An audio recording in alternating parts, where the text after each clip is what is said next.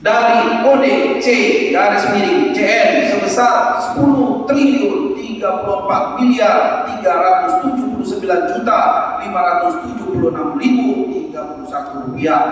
Kode ISP sebesar 5 triliun 983 miliar 391 juta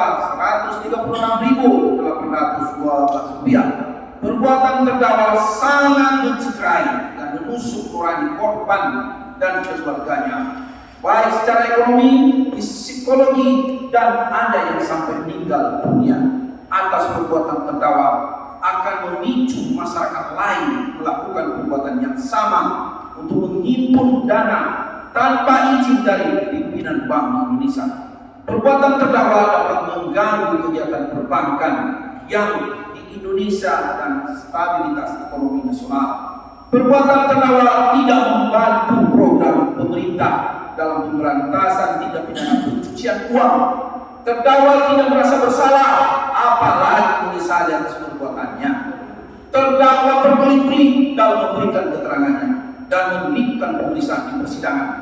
Atas perbuatan terdakwa mengakibatkan trauma kepada ribuan orang korban dengan mengedok operasi simpan pinjam. Padahal perbuatan terdakwa dengan kawan-kawannya hanyalah untuk menghimpun dana dari masyarakat tanpa izin. Kemudian setelah dana masyarakat masuk yang diatasnamakan koperasi simpan pinjam, ternyata dengan cara-cara lihai dan licik terdakwa dana masyarakat tersebut selanjutnya dialiri ke perusahaan-perusahaan cangkang yang seluruhnya dikontrol oleh terdakwa. Dan terakhir dana tersebut dialiri kembali ke perusahaan pribadi terdakwa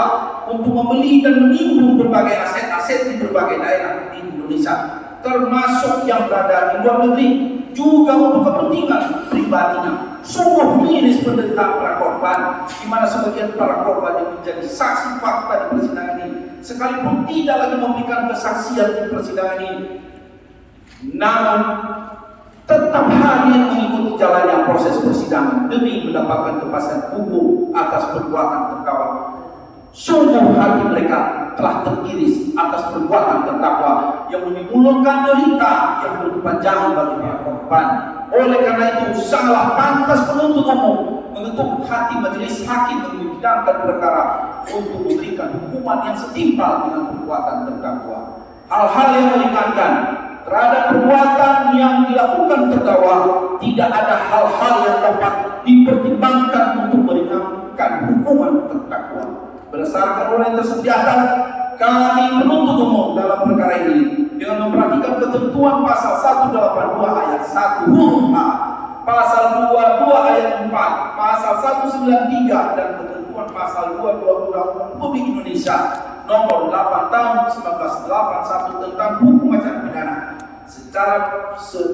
serta peraturan perundang-undangan yang bersangkutan menuntut Majelis Hakim Pengadilan Negeri Jakarta Barat yang memeriksa dan mengadili perkara ini memutuskan menyatakan terdakwa ini sudah terbukti secara sah dan meyakinkan bersalah melakukan perbuatan. Mereka yang melakukan, yang menyuruh melakukan, dan yang turut serta melakukan perbuatan menghimpun dana dari masyarakat dalam bentuk simpanan tanpa izin usaha dari pimpinan Bank Indonesia sebagaimana diatur dan diancam pidana dalam pasal 46 ayat 1 Undang-Undang Republik Indonesia nomor 10 tahun 1998 tentang perubahan atas Undang-Undang Republik Indonesia nomor 7 tahun 92 tentang perbankan, junto pasal 55 ayat 1 ke 1 sebagaimana dalam dakwaan ke 1 pertama, menyatakan terdakwa ini sudah terbukti secara sah dan meyakinkan bersalah melakukan perbuatan turut serta melakukan percobaan, pembantuan atau permufakatan jahat untuk melakukan, menumpahkan, mentransfer, mengalihkan, membelanjakan, membayarkan, menghibahkan, menitipkan, membawa ke luar negeri, mengubah bentuk, menukarkan dengan mata uang atau surat berharga atau perbuatan lain atas harta kekayaan yang diketahuinya atau patut diduganya merupakan hasil tindak pidana sebagaimana diatur dan diancam pidana dalam pasal 3 junto pasal 10 Undang-Undang Republik Indonesia nomor 8 tahun 2010 tentang pencegahan dan pemberantasan tindak pidana pencucian uang sebagaimana dalam dakwaan kedua pertama. menjatuhkan pidana penjara kepada terdakwa Hendy Surya selama 20 tahun penjara.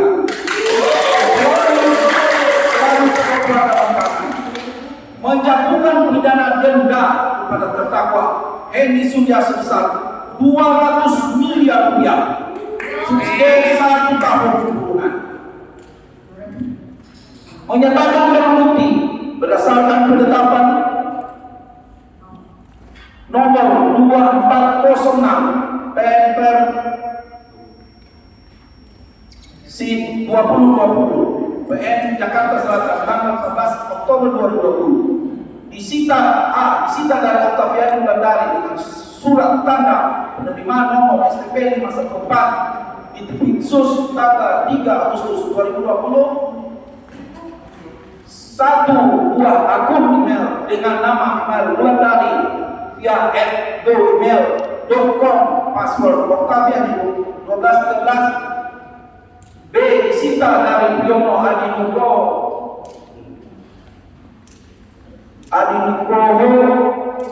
A dan seterusnya mulai dari halaman 1114 sampai dengan halaman 1253 digunakan dalam perkara atas nama tersangka Suwito Ayo. 2.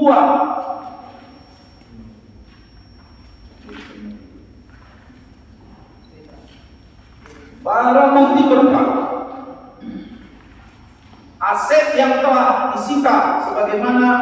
termuat pada halaman 1254 surat tuntutan ini sampai halaman 1278.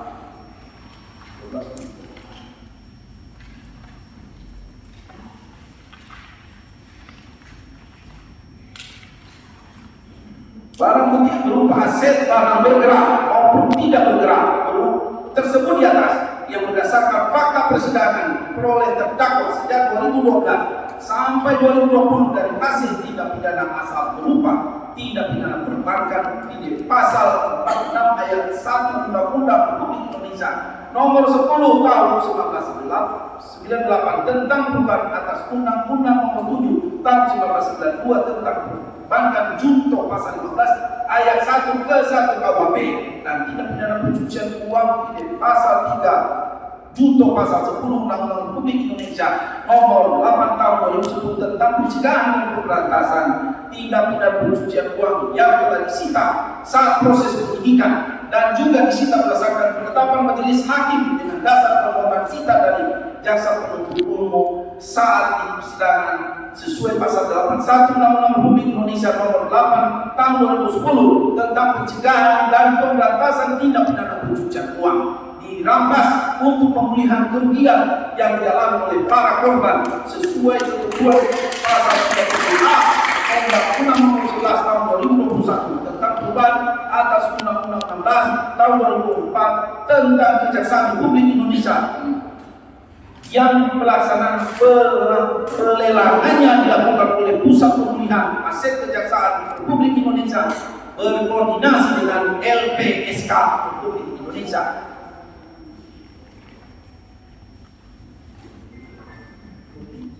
Selanjutnya tidak lagi kami baca poin penuntutan dan tuntutan kami sampai pada halaman 1187 barang-barang yang telah ada di dalam tuntutan tersebut berupa aset tidak bergerak tersebut di atas berdasarkan fakta persidangan peroleh terdakwa sejak 2012 sampai 2020 nomor urut 1 sampai dengan 160 yang diperoleh hasil tindak pidana berupa tindak pidana perbankan di pasal 46 ayat 1 Undang-Undang Republik Indonesia